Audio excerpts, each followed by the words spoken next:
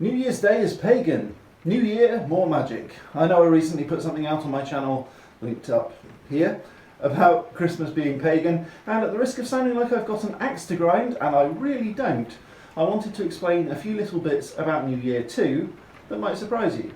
Hello and welcome back to Real World Magic, where we make your life more magical. My name is Neil Trigger, I'm going to be your magical host, and today we're talking about New Year, and the fact that the whole of New Year is actually pagan. It's also got a few other pantheons thrown in too, but let's get to that in a minute. New Year's Day is celebrated tomorrow, and it's traditionally brought in on New Year's Eve, which is tonight, and New Year's Day is also simply known as New Year, or New Year's in America. I'm not sure why it's got the extra S in America, but let's not get all sectarian. New Year is observed on January the 1st. That's the first day of each year of the modern Gregorian calendar. We in the West now use the Gregorian calendar exclusively, sort of. Now this is important. In pre-Christian Rome, under the Julian calendar, New Year's Day was dedicated to Janus, the god of gateways and new beginnings. January is even named because of Janus, in the same way as July was named for Julius Caesar, and August was named for Augustus Caesar. Now, since the New Year's ritual of new beginnings and resolutions fall under the god Janus, it makes you wonder what pantheon Janus falls under. Janus isn't strictly speaking a Roman god. Janus is an ancient god. He was around at the time of the mythological Romulus and Remus. These two ancient gods were once children who were mythologically raised by wolves. Romulus is now famous for giving his name to Rome as the founder of Rome, and so he must have been around before Rome, while Remus is famous for giving his name to Remus Lupin, a werewolf in the Harry Potter books. Depicted with two faces, Janus looks both into the past and into the future.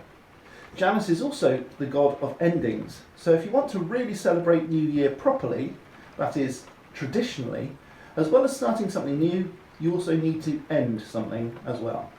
Although Janus definitely was an ancient Roman god, he started out as a pagan god before the Roman Empire was formed. And so, the actions of the New Year reveller, especially getting drunk and celebrating the gateway to the new year, is a pagan act.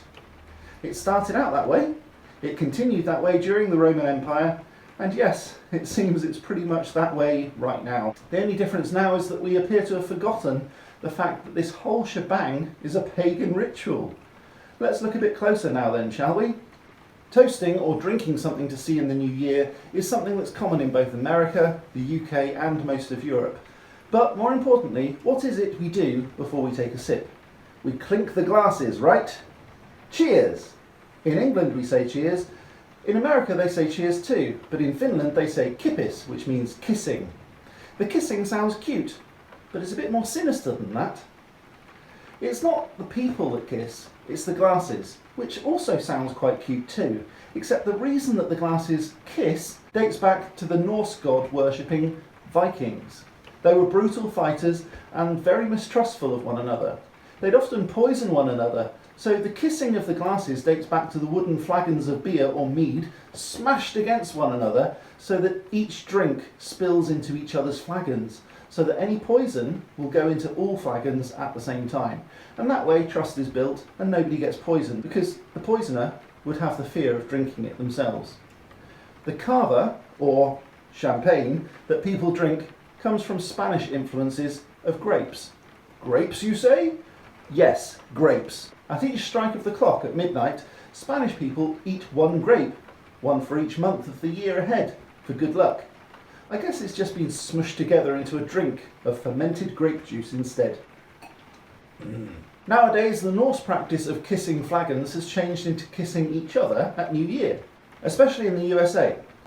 So drinking is a Spanish ritual of luck, and kissing is a Norse ritual done during the pagan festival of New Year to celebrate the festival of Janus. Now, neo-pagans tend to celebrate the New Year on Samhain, pronounced Samhain. The Julian calendar puts New Year on the 14th of January in the Gregorian calendar. Then there's the Chinese New Year, which changes year on year because it doesn't just conform to the calendar that we use right now, the Gregorian calendar. And then there's even the astrological New Year, which occurs after Pisces at the beginning of Aries on March the 20th. Whew. Now, whenever you want to celebrate New Year, I don't really care. I want to wish you all a very happy New Year. So that's it for this year. We've done so much this year, from building zombie hands to making a ghost box, from making pumpkins talk to an invisibility cloak. We made dry ice, magical colour changing cocktails, and spoke about automating your life using Alexa. We've made a magical light up mushroom display, rune plaque, potion bottles. We've done tours of the Museum of Witchcraft and the Harry Potter studio tour, and talked about everything from vampires, werewolves, teleportation and time travel, to creating real magic and how to cast real magic spells. If that sounds like something that you'd like to see more of, please make sure that you subscribe and click the bell button to be notified of future uploads. Thanks so much for watching. Please click the like button if you like this video, because it will tell YouTube it was worth watching, and it will help me out without costing you a penny. So, Happy New Year! I'll see you in 2020, but until then, as always, stay magical. Cheers.